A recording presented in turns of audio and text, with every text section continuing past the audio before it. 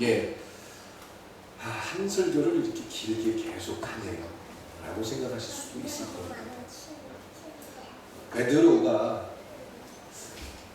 수제자가 되고 또 예수님을 부인하고 그리고는 초대교회의 첫 번째 천주교로 따지면 교황이겠지요.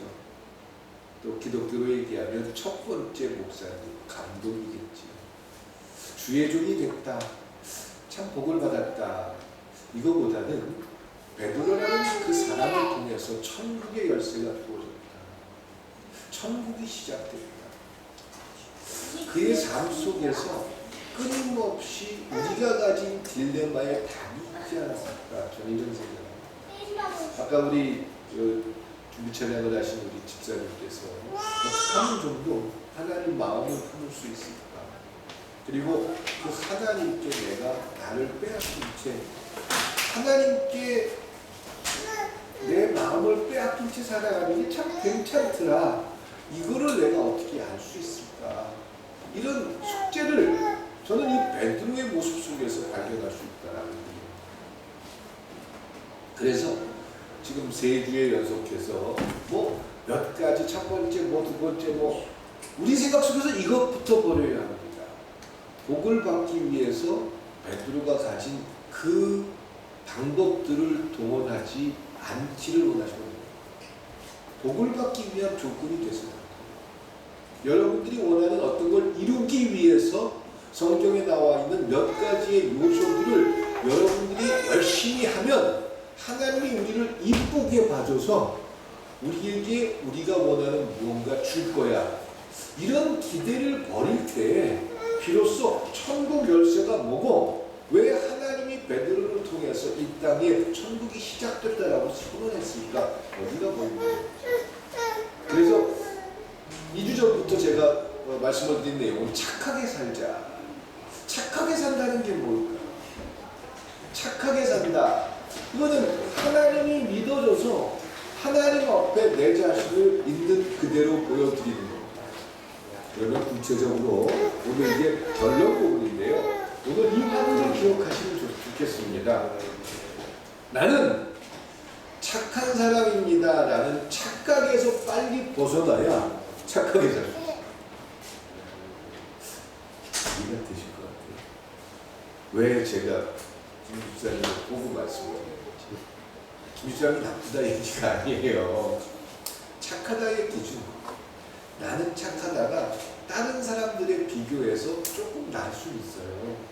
근데 하나님 앞에서 내가 정말 정직하고 착할 수 있느냐? 내 자신을 정직하게 하나님 앞에서는 고백하시길 바랍니다. 그러니까 나는 착하다. 나는 옳다. 나는 무조건 선이다. 근데 내가 옳다, 착하다, 선하다 이 기준은 어디 있습니까? 여러분들은 아마 혹시 기독교인이기 때문에 나는 착하다라고 생각하지 않습니까? 근데 그 기독교인이기 때문에 착한데 그 근거가 뭐냐고요? 나는 기도를 좀 많이 하니까, 나는 예배를 잘 드리니까, 주를 위해서 내 걸 포기할 줄 아니까, 성경에 대해서 많이 알고 있으니까, 나는 다른 사람들보다 그래도 착하게 사니까, 이게 기준이라면 기독교는 이 땅에 정말 잘못된 것을 심어놓습니다. 쉽게 얘기해서 고집쟁이들을 만듭니다. 하나님 앞에 예배하는 행위, 하나님 앞에 드리는 일들, 또 하나님이 믿어져서 헌신하고 기도하고 하는 모든 행위들은 무언가를 받기 위해서 하는 게 아니라 하나님이 믿어주고 하나님이 우리에게 그런 할 수 없는 일들을 하게 붙들어 주시기 때문에 그 일들이 가능한 줄 믿습니다. 이렇게 되면 문제가 없는데 그런 일들을 열심히 함으로 말미암아 내가 복을 받을 것이다 라는 기대감을 갖고 있다면 끊임없이 고집쟁이가 되고 나만을 생각하는 모습이 되고 그리고는 율법주의자가 되는 거예요. 난 착한데 너 때문이야. 나는 옳은데 너 때문이야. 이게 우리 스스로가 착하다고 생각하기 때문이라는 거예요. 그렇다고 여러분들 조금 나쁜 사람이다 이렇게 말씀드리는 게 아니에요. 나는 착하다. 근데 그 착한 기준이 뭐냐는 거예요. 그냥 교회 잘 가잖아. 주일날 놀러 가지 않고 교회 가잖아. 기도 많이 하잖아. 헌금 많이 하잖아. 아이, 이런 것들이 기준이 돼서는 안 되는데, 그런 것들을 기준으로 내세우기 시작할 때 나는 그럼 나보다 잘하는 사람이 있겠습니까? 없겠습니까? 나보다 잘하는 사람이 있어요. 목사인 저만 해도 저보다 잘하는 사람이 얼마나 많습니다. 저보다 기도 시간을 더 많이 갖는 분들, 저보다 헌신하고 애쓰고 수고하는 분 얼마나 더 많습니까? 저는 그분들 앞에 서면 아무것도 아닌 존재일 수 없어요. 그런 것들이 기준이에요. 그러면 착하다의 기준은 뭡니까? 그럼 뭐가 착하게 사는 거고 뭐가 착함의 기준이 됩니까? 최소한 나는 착하기 때문에 너는 잘못됐어. 이런 생각은 일반적인 모든 사람들이 갖는 마음입니다. 하나님을 믿건 안 믿건 이런 마음을 다 가질 수 있습니다. 그런데 하나님이 믿어지기 때문에 이런 상황에서 에휴, 나는 뭐 그렇게 잘났다. 하나님 나도 틀린 게 많잖아. 내가 왜 이 사람을 자꾸 협박하고 있죠? 내가 왜 이 사람하고 자꾸 부딪히죠? 내가 지금 편하려고 하는 게 아닐까요? 내가 이 사람을 통해서 뭔가 얻고 싶어서는 아닐까요? 이런 것들이 보여진다면, 이런 것들이 보여지기 때문에 나타나는 행위가 착함의 설정이고 기준이 될 줄 있습니다. 예, 무조건 손해를 봐야겠다. 무조건 싸움을 해서는 안 된다. 무조건 누군가를 위해서 희생해야 된다. 이걸 말씀드리는 게 결코 아니에요. 내가 가진 거 다 포기하고 그냥 다 나눠주고 그리고 나는 그냥 구걸하면서 살아야 된다. 이게 그리스도인의 삶의 결코 아니에요. 하나님 믿어지기 때문에 그러면은 이제 제가 끊임없이 말씀드리는 게 하나님이 믿어져서 하나님 때문에 내가 무언가를 희생할 때 그때 하나님이 살아계셔서 내 삶의 주인임을 알게 되고 그런 삶이 착함이다 라고 할 때, 그런데 그럼에도 불구하고 베드로는 예수님을 3번이나 부인했고 또 바울 같은 사람도 끊임없이 자기 자신을 고민하면서 갈등하면서 자기 자신이 잘못했다라고 고백하는데 그런 잘못된 일들이 나타나는 건 뭡니까? 그리고 그런 모습을 통해서 과연 하나님이 얼만큼 만져집니까? 그래도가 어렵나요? 좀 어려울 것 같아요. 좀 더 구체적으로 편하게 말씀드리면 하나님께서 주는 마음 때문에 순종하지 못하는 여러 가지 일들, 그 일들을 하나님 때문에 순종하게 된다면 그 일들은 내 힘이 아니라 의지적으로는 내가 한 거다라고 할 수 있지만 가만히 나를 착한 사람이라는 설정을 해놓고 나서 보면 내가 한 거예요. 허나 내가 착한 사람이 못 되더라 이걸 보기 시작하면 그 내가 결정하고 내가 누군가를 위해서 희생하고 헌신하는 일들이 내가 한 게 아니더라라는 거죠. 하나님이 날 붙들어주고 있다는 반증이라는 거죠. 그 모습 때문에 야 내가 하나님 나는 원래 잘 안 되는데 하나님이 계신가 봐요. 하나님이 날 붙들어 주시나 봐요. 이렇게 될 때 나는 자꾸 드러나지 않는다는 거예요. 그럼 내가 드러나지 않으면 더 이상 그들은 율법주의에 함몰되지 않습니다. 근데 내가 난 이렇게 착한데, 저도 하나님 앞에 나를 내세울 때 이런 기도를 합니다. 하나님, 내가 뭐 그렇게 못했나요? 있는 거 없는 거 하나님 앞에 다 갖다 바치고 그냥 평생 목사 한번 해보려고 그렇게 매달리는데 왜 그렇게 힘만 드나요? 좀 나도 좀 편하게 살 수 없나? 어떤 사람들은 금수저 보고 태어나가지고 그냥 외국 가서 그냥 놀면서 학위니 뭐니 그런 거 받아갖고 들어와서 아버지 거 물려받아고 저렇게 그냥 그러는데 난 이게 뭔가요? 실은 이제 제가 청년 때 그런 얘기했다 저희 어머니한테 한번 굉장히 꾸중을 들은 적이 있습니다. 내 아들이 너무 실망스럽다. 그러려고 그렇게 하지 마라. 이렇게까지. 뭐 이 장면은 우리 어머니가 보시게 될 텐데 이렇게까지 제가 꾸중을 들었는데, 예, 이건 나를 내세우고 내가 착하다는 근거, 누구보다 잘났다는 이 기준 때문에 할 수 있는 그런 기도라는 거죠. 제가 하나님의 은혜를 붙들고 산다면 저는 그냥 감사할 것 같아요. 하나님이 나를 아직도 쓰고 있다는 것, 그것만으로도 저는 감사하고 행복한 건데, 내가 누군데, 나는 이 정도쯤은 살아야 되는데, 이 정도쯤은 누려야 되는데, 이건 내가 착하다라고 생각하기 때문에 나타나는 모습이다라는. 아무래도 이사 가서 유아수를 잘 만들어야 될 것 같아요. 또 계속 갈 거 아니에요. 아, 괜찮아요. 여러분들만 그냥 그런가 보다 짜증 안 내시면 돼요. 아, 우리 교회는 왜 이렇게 애들 때문에 시끄러워 설교 못 듣겠어. 이런 생각만 조금 버려주시면 뭐 어떻게 저런 아이들이 벌써 다행히처럼 컸는데, 아유, 저는 너무 좋습니다. 가끔 방해도 받고 저도 하다가 했다긴 하지만 또 이게 뭐 어떻게 할 수 없죠. 그러면 좀 교회를 더 크게 하든가. 예, 우리가 그리스도인으로 살아가면서 나는 착하다라는 설정을 해놓고 살기 때문이죠. 목사다라는 설정을 해놓고 왜 성도가 말을 안 듣지? 왜 장로가 내 말을 안 들어주지? 이런 기준들 때문에 끊임없이 날 수 있는 문제거든요. 그리고 그 핑계를 나 자신을 보기보다는 그때부터는 나는 너보다 기도도 많이 하고 헌금도 많이 하고 뭐 열심히 하는데 너무 그런 거 안 하잖아. 그 사람의 잘못된 걸 자꾸 끄집어내려고. 그리고 자기 합리화시켜. 그렇죠. 내 합리화로부터 벗어나면 조금 싫어져. 착하다는 것이 하나님, 나는 내 생각에 빠지는 순간 하나님과 적이 될 수밖에 없습니다. 그런 저를 좀 붙들어 주시면 안 되겠습니까?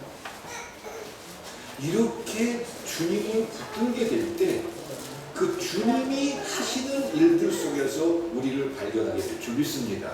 더 이상 자랑칠 일이 없다는 거예요. 아, 세상에 제가 왜? 나한테 올래? 제가 청년 때 처음 가서 은혜를 받은 교회가 있어요. 지금 어마어마한 교회가 있죠. 제가 다니는 교회가 여의도 강의교회였어요. 근데 그때 한참 막 뜨겁게 불을 붙이는 그런 이단이었는데, 베레아를 얘기하는 그 성락계의 김기동 목사, 영등포 아주 쪽방촌에 시작한 그런 교회인데 지금 어마어마한 그쪽 근처에 땅을 다 갖고 있을 정도예요. 근데 그러니까 저는 철야를 거기서 참 열정적으로 철야하길래 저는 참 은혜를 많이 받고, 어떻게 하면 그 사람의 뭐 어떤 기술을 배우겠다가 아니라 그냥 저는 그 철야 자체에서 뜨겁게 기도하고 하나님 앞에 헌신하는 그런 모습 속에서 저는 그냥 그 철야가 좋았어요. 그래서 철야 기도하러 참 많이 갔었는데, 그분이 지금 그 법정 다툼에서 해소해서 공금횡령 그리고 말도 안 되는 일들 때문에 목회 말년에 거의 끝이 났습니다. 그래서 제가 정말 놀랬거든요. 그 사람 연봉이 100억이 넘는데요. 목사는 가난하게 살아야 됩니다. 이것도 아니죠, 그렇죠? 저 가난하기 강요하지 마세요. 근데 100억이 넘는, 물론 뭐 그 정도 되니까 줄 수 있다고 치자고요.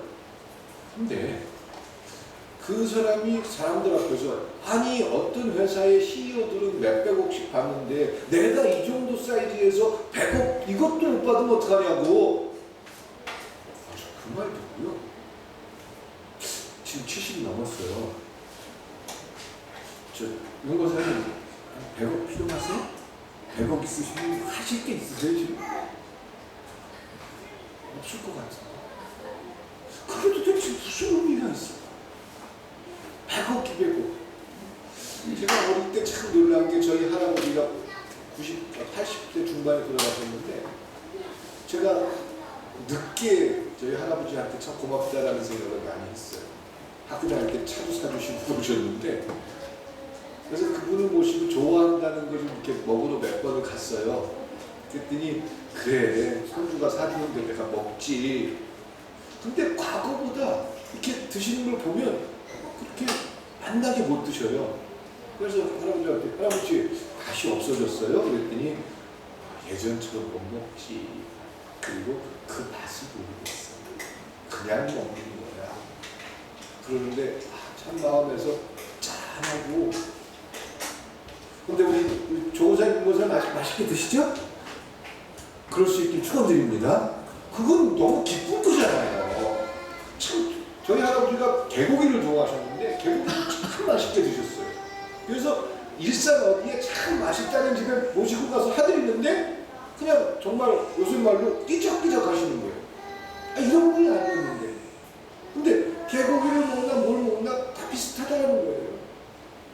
그래서 야, 사람은 그렇게 될 수도 있겠구나. 근데 사람의 욕심이라는 건요, 이게 끝이 없어요.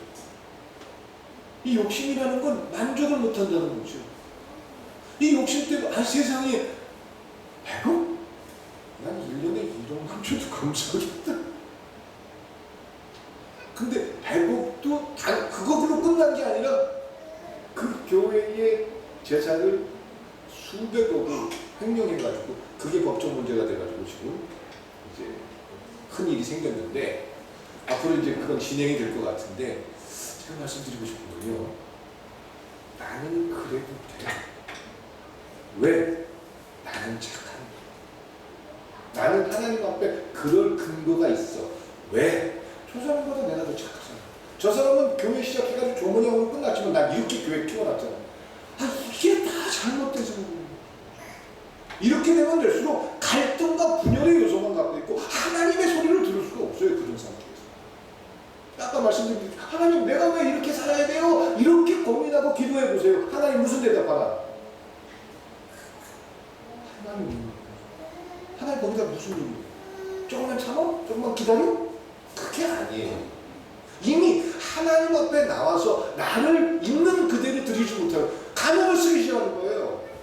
나는 착하다라고 스스로 착각하는 거예요. 근데 그 착함의 기준이라는 게 교회에서 배우고 교회에서 가르친 거예요. 하나님 앞에 섰을 때는 별게 아닌데 마치 난 대단한 거라고 생각하는 거예요. 그런 상태에서 하나님이 깊은 하나님의 마음을 이야기해서 뭔가를 주고 싶어도 들을 게가 있나요? 그래서 핑계대는 게 뭐예요? 아직도 훈련시키시나요?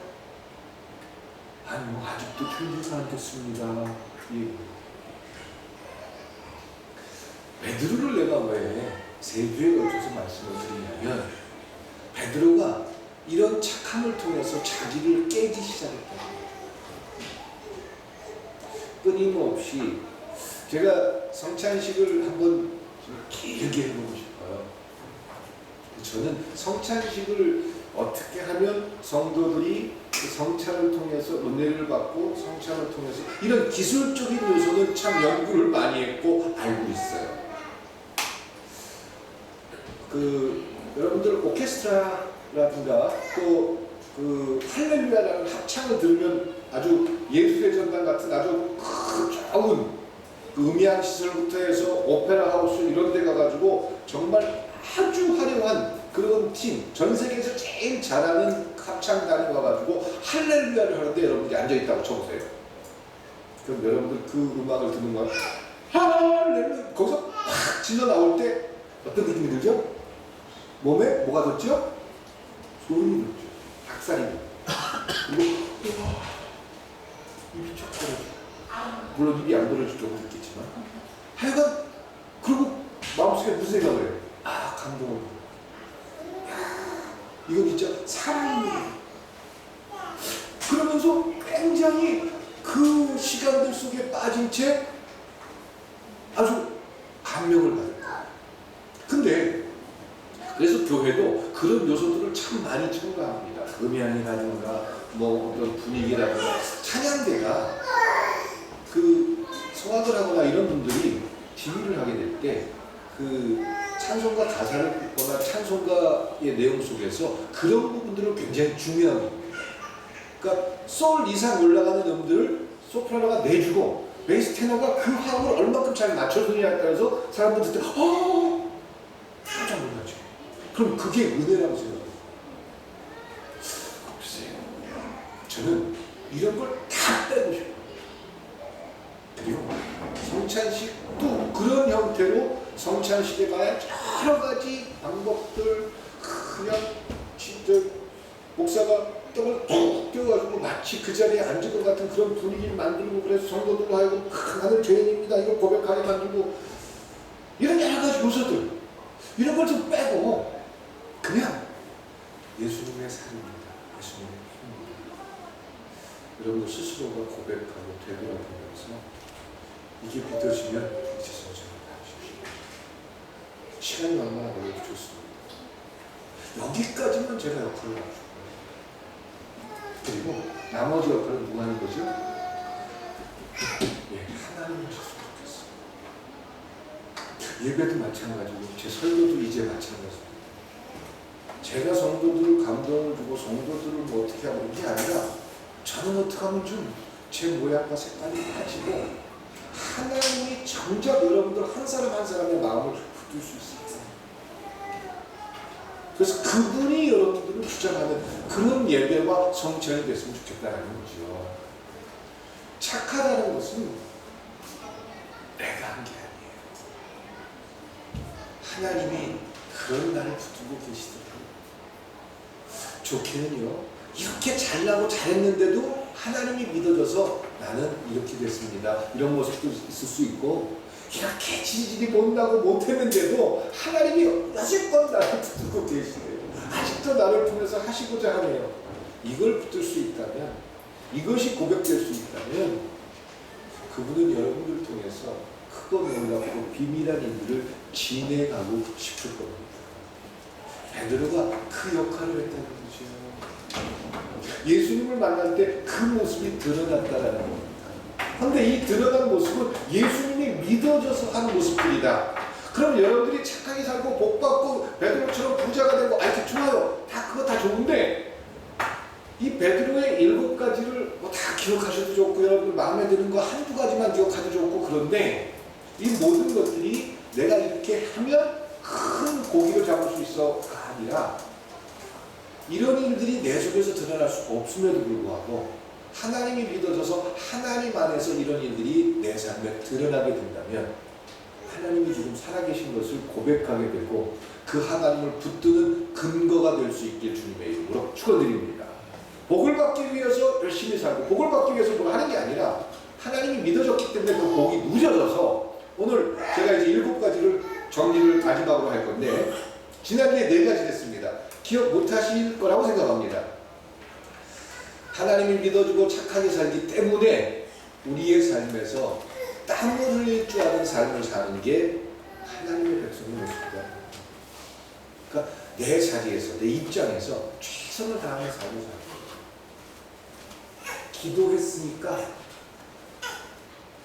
기도했으니까 끝나서는 안 돼요. 기도했으면 어떻게 되죠? 그렇죠. 기도했으면 기도한 근거를 가지고 행동해야 돼요.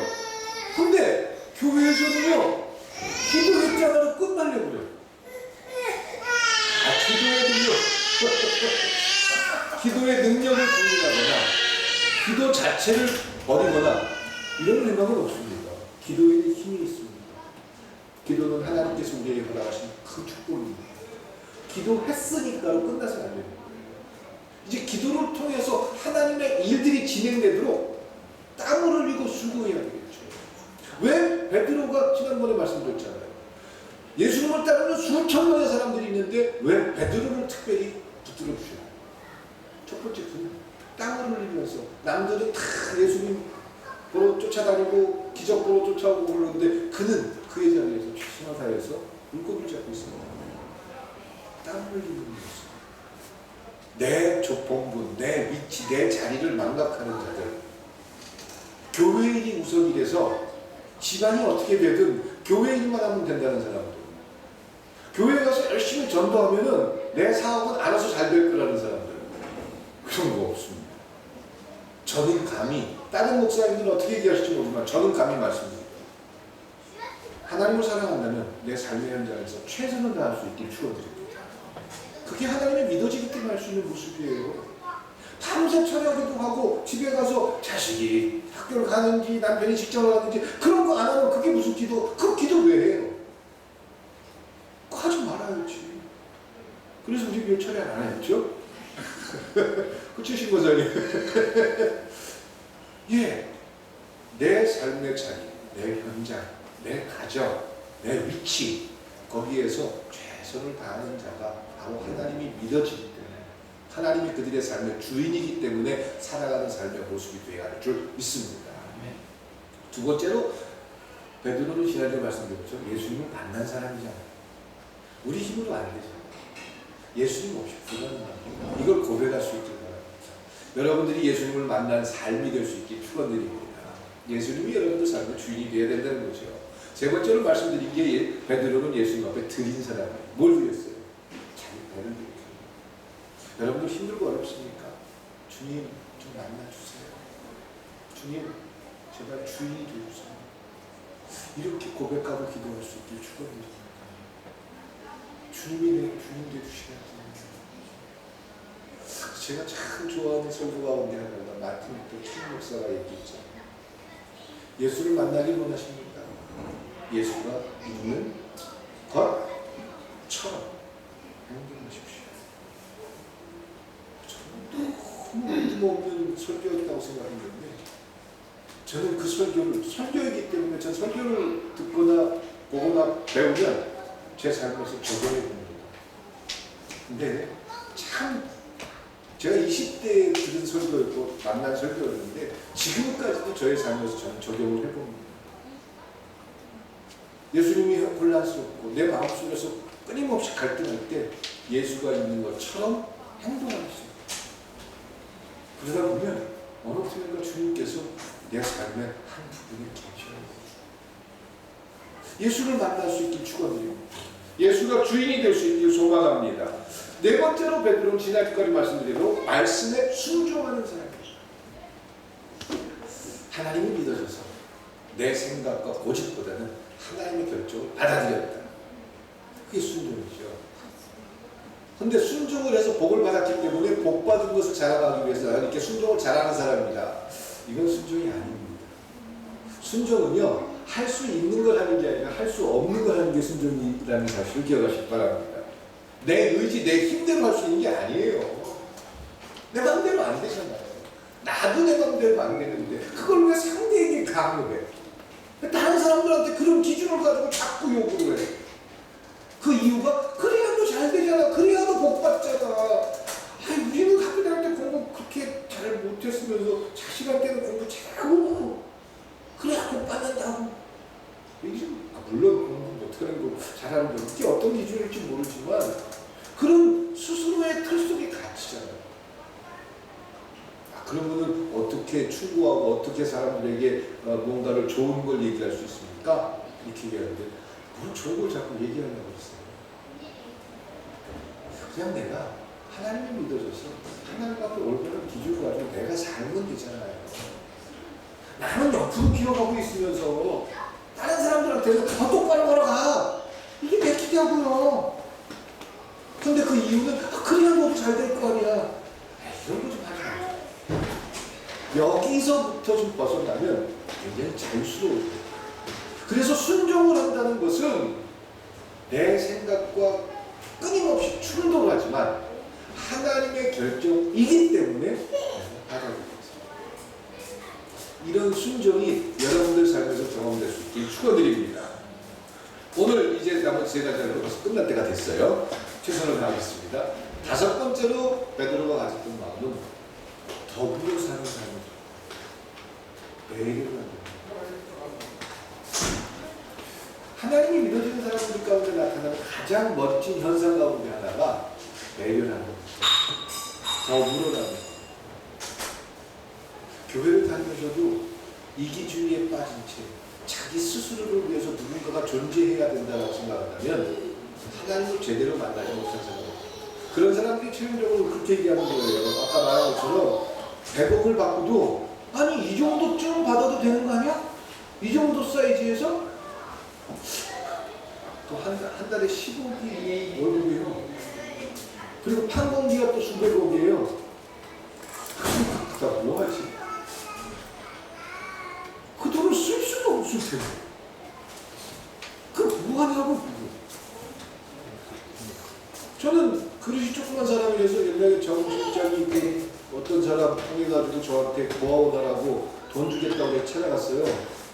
그랬더니 그 중남미부 나온 그 부부, 그 사람들이 방배동에 땅이 있대요. 그걸 정리해서 우리나라 정말 어려운데 쓰고 싶어가지고 내놓을 건데 저거로 할 수 있겠냐고. 얼마쯤 되는데요? 2천억이래요. 저는 지금도 그렇고 그때도 못합니다. 제가 계획하는 금액은 30억에서 50억. 그 정도쯤이면 고아원 차려가지고 충분히 유지가 될 것 같아요. 지금도 변화는 없습니다. 제가 일주일 고민했는데 못하겠더라고요. 요새 사람들이 아유 100짜리 작아서 그래요. 그거 가지고 은행에 넣어놓고 그 나머지 들어오는 이자만 가지고도 그 정도 총 30, 40 될 텐데 그거 가지고 하면 될 거 아니야. 그 사람들이 그걸 했을까요? 저는 그렇게 비겁하지 마세요. 저는 그 돈을 상상도 할 수 없고 그 돈을 사용할 줄도 몰라요. 이건 제 그릇이에요. 어쩔 수 없겠지. 근데 그러면 편해요. 그때 제가 그걸 붙을 거예요. 그 우리 성도들도 좀 편해질 거고 다 좋아질 텐데 후회는 낼 수 있을지 모르지만 글쎄요. 이건 내 이기주의에 함몰될 때 나타나는 현상입니다. 베풀어준다는 것, 또 배려한다는 것, 남을 생각한다는 것. 이건 하나님이 계시기 때문에 나타나는 인류에게 가장 큰 축복일 줄 믿습니다. 11절 왜 하는 줄 아세요? 좀 더 구체적으로 제가 설명을 드리자면 하나님이 믿어서 다 좋습니다. 하나님은 한 사람만 축복하는 게 아니라 그 집단, 그들의 무리들 전체를 바랍니다. 그러면 그 당시에 구약시대의 11조는 누가 쓰는 거죠? 제사장, 그리고 그 고아나 부모가 없는 그런 아이들, 또 과부, 이런 사람들에게 제사장이 다 걷어가지고 제사장 몫은 제사장 몫대로 쓰면서 그런 그 사회의 구제를 위해서 사는 것입니다. 이게 11조가 사용된 목적이에요. 그런데 11조가 제대로 거치지 않으면 어디가 타격된 거죠? 제사장 쪽, 그리고 그 사회에서 가난하고 눈물을 흘리고 고통받는 사람이 먹지 못해요. 그래서 그 이스라엘 집단 전체를 보면서 하나님의 의가 얼만큼 옳게 실현되는지 안 되는지 하나님 그걸 바로미터로 보고 싶었던 거예요. 그게 근본이에요. 하나님은 그냥 단순히 한두 사람만을 위해서 존재하는 게 아니라 그들 모두에게 하나님이 주인으로서 하나님의 복이 누려지기를 기대하시는 줄 믿습니다. 그렇기 때문에 배려한다는 것, 베푼다는 것, 이건 그리스도인이 가져야 하나님이 믿어져서 나타나는 행위라는 거죠. 베드로를 왜 무슨 물건 가지고 옵니까? 물고기 잔뜩 잡으니까 어떻게 했어요? 나 혼자 잘 먹고 잘 살아야지. 너는 오다가 침몰했을 거예요. 더는 감당할 수 없었으니까 고기의 양이. 근데 베드로 어떻게 했습니까? 야고보와 요한은 부르잖아요. 나 혼자 먹고 너희들도 다 와. 같이 살자. 같이 누리자. 이게 하나님이 믿어져서 나타나는 힘입니다.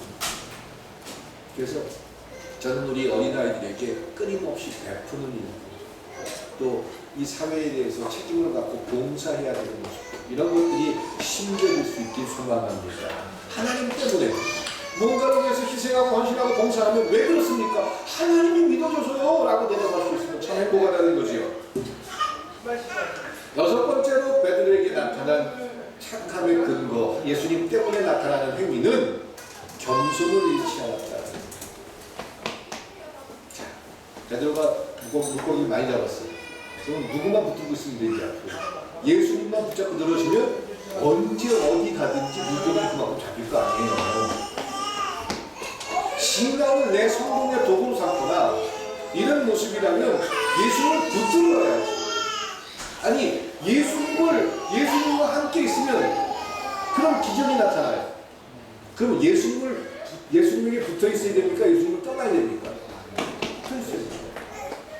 교회를 다니다가 종종 교회를 떠나는 사람들 가운데 이유가 이 교회 열심히 다녀봤는데 내가 원하는 걸 이루지 못해. 복을 못 받았어. 이건 뭔가 잘못이야. 그건 베드로가 가진 생각과 반대되는 생각이에요. 베드로는 어떻게 해야 돼요? 무조건 어떻게 해야 돼요? 예수님 붙들고 있어야지. 근데 베드로가 어떻게 하죠? 나를 떠나십시오. 나는 당신을 만나는 수 없습니다. 예, 이건 철저한 자기를 되돌아볼 수 있는 겸손에서 나타나는 모습이라는 거죠. 정말 기적이 나타나고 좋은 일이 나는데 왜 떠나요? 거기 붙어 있어야지.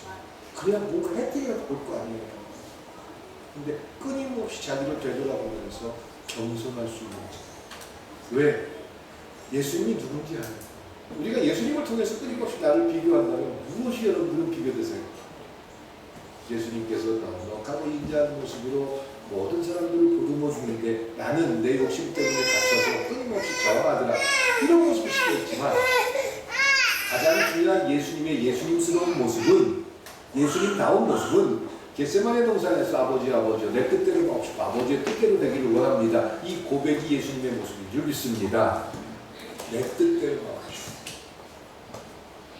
이게 신의 모습이라면 내 욕심과 내 갈등과 고민 속에서 하나님의 결정을 존중할 수 있길 축원드립니다. 그럴 때 겸손의 모습을 발견하게 된다라는 거죠. 마지막으로 베드로의 모습 속에서 나타난 모습은 나를 떠나는 자기를 포기할 수 있는 용기라는 거죠. 예수님에게 나를 떠나십시오. 나는 감히 당신을 감당할 수 없는 사람입니다. 자기를 포기할 수 있는, 나 자신을 부인할 수 있는, 나 자신을 부인할 수 있다는 것. 이건 그리스도인이 가진 최고의 하나님의 표현일 줄 믿습니다. 하나님이 계시기 때문에 가능한 거예요. 어떻게 나를 포기해?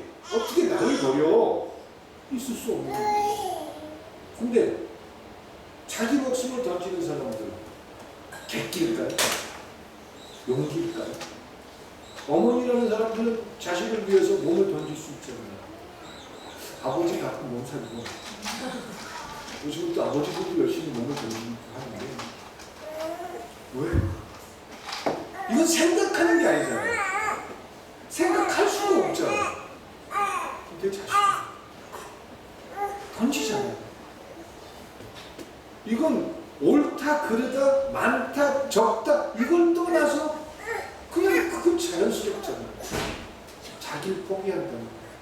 그 하나님을 믿어줘서 나를 포기할 수 있는 모습이 나타난다는 거예요. 결코 불가능한 일이잖아요. 내 생각, 내 욕심으로는.